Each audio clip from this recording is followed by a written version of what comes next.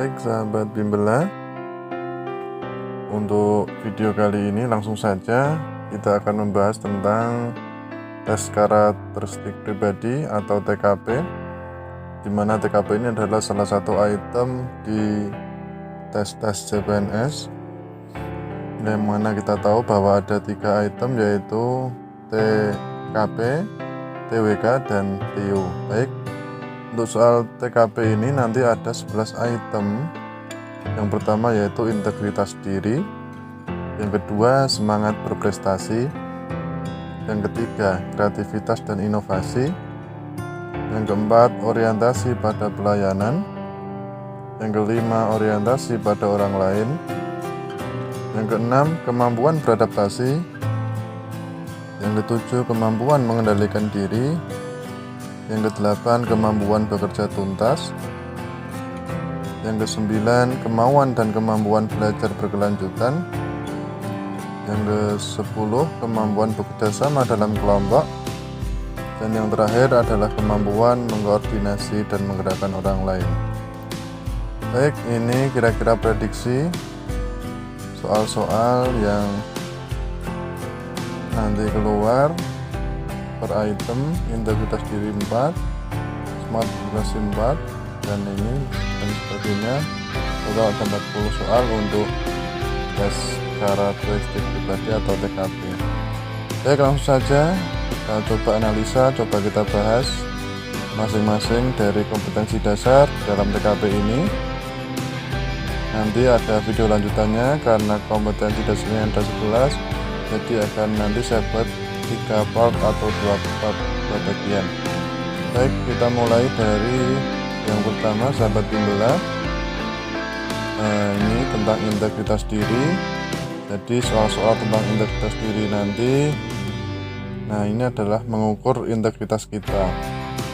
Tes ini nanti dijadikan acuan kesesuaian tingkah laku kita terhadap perkataan dan perbuatan yang dilakukan. Nah, oke, langsung kita masuk ke soal. Yang pertama, contoh dari soal integritas diri. Atasan Anda melakukan rekayasa laporan keuangan kantor, maka Anda A. Dalam hati tidak menyetujui hal tersebut.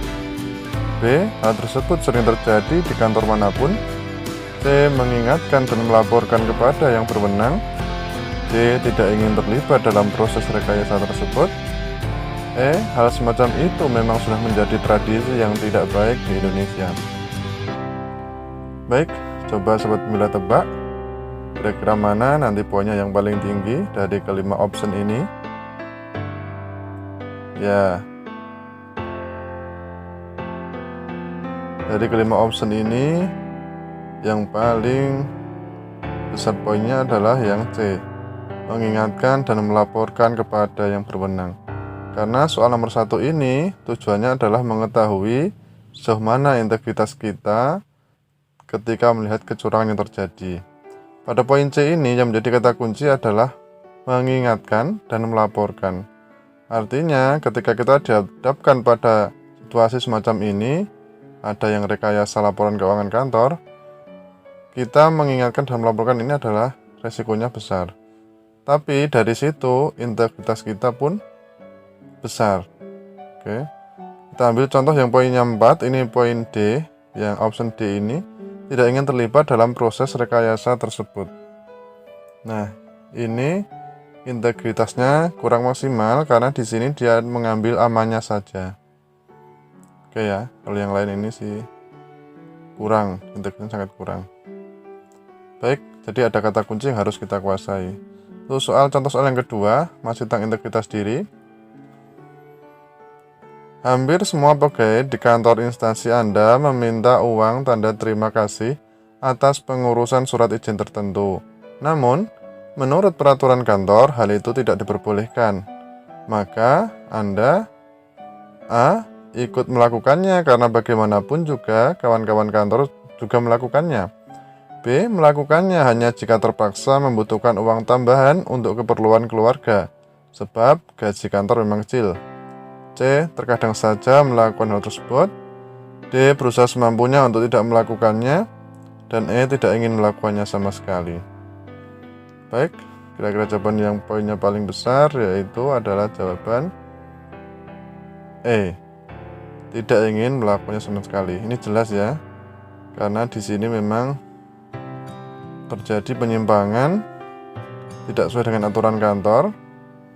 Ada uang di luar kebijakan kantor, dan ini integritas yang paling tinggi untuk diri kita, yaitu kita tidak ingin melakukannya sama sekali. Kalau yang poin 4 ini ada pada option D, berusaha semampunya untuk tidak melakukannya. Di sini kata kuncinya adalah kata berusaha, karena jelas ini ada hal yang tidak sesuai aturan, tapi di sini ada kata berusaha. Artinya masih ada celah. Ketika kita pilih option D ini, ada celah, kita nanti juga bisa ikut teman-teman kita. Kalau yang E, ini jelas menolak dengan tegas. Baik, sahabat bimbel, kita lanjut ke ini adalah kompetensi dasar yang kedua dari TKP, yaitu tentang semangat berprestasi. Jadi dalam tes ini nanti tujuannya itu mengukur motivasi dan kekuatan tekad teman-teman ketika nanti menduduki jabatan tertentu. Contoh soalnya, atasan Anda menetapkan target tugas harus selesai pada deadline tanggal 27 bulan ini. Maka A. Anda akan selesaikan tepat pada tanggal 27. B. Kalau tugas lain menumpuk, Anda akan minta izin untuk menyelesaikan barang 1 atau 2 hari setelah deadline. C. Anda mencoba menyelesaikan tanggal 26 jika memungkinkan. D. Anda meminta tolong rekan lain agar tidak terlambat deadline. Atau E. Anda menegosiasikan deadline yang ditetapkan atasan tersebut dengan baik-baik agar tidak terlalu memberatkan. Baik, dari 5 option ini, poin yang paling besar yaitu ada pada poin C, ada pada option C. Anda mencoba menyelesaikan tanggal 26 jika memungkinkan. Nah, kata kuncinya tentang ini yaitu tentang semangat berprestasi. Soal ini yaitu kita mencoba menyelesaikan 1 hari sebelum tanggal deadline. Itu menunjukkan bahwa kita itu sangat bersemangat dan termotivasi untuk melakukan pekerjaan kita. Coba kita lihat yang A ini, poinnya ada 4. Poinnya 4. Anda akan selesaikan tepat pada tanggal 27. Ini biasa. Jadi integritasnya kurang dari segi semangat berprestasi. Baik, yang berikutnya sahabat jendela, soal yang kedua dari KD semangat berprestasi. Ketika gagal mencapai sesuatu yang saya inginkan, Anda A. mencari dengan seksama siapa yang turut bertanggung jawab terhadap kegagalan Anda tersebut. B. mengambil waktu untuk menenangkan diri. C. bersedih hati. Atau D. melakukan introspeksi dan memperbaiki upaya. Sedangkan E. meminta bantuan kepada lebih banyak orang. Baik, option yang paling besar yaitu jawabannya ada poin D. Karena introspeksi ini dan memperbaiki adalah termasuk hal yang harus ada ketika kita mencapai atau kita ketemu dengan sebuah kegagalan. Baik, yang ketiga sahabat bimbel, yaitu kreativitas dan inovasi. Tujuannya ini untuk mengukur seberapa tinggi kita memiliki daya cipta untuk membuat sesuatu yang baru. Nah, contoh soalnya yang pertama, Anda mengajukan suatu usulan kepada atasan Anda, namun usulan tersebut menurut atasan Anda kurang tepat. Sikap Anda adalah A. merasa sangat kecewa. B. mencari alternatif usulan lain yang lebih tepat. C. kecewa namun berusaha melakukan hal tersebut. D. saya bersikeras mencari upaya pembenaran terhadap usulan tersebut agar dia mau menerimanya. E. ditolak bukanlah sesuatu yang baru bagi Anda. Baik, poin yang tepat, jawaban yang tepat, opsinya yang paling tepat yaitu B. mencari alternatif usulan lain yang lebih tepat. Nah, karena ketika usulan kita tidak terima, kita harus mencari alternatif yang lain.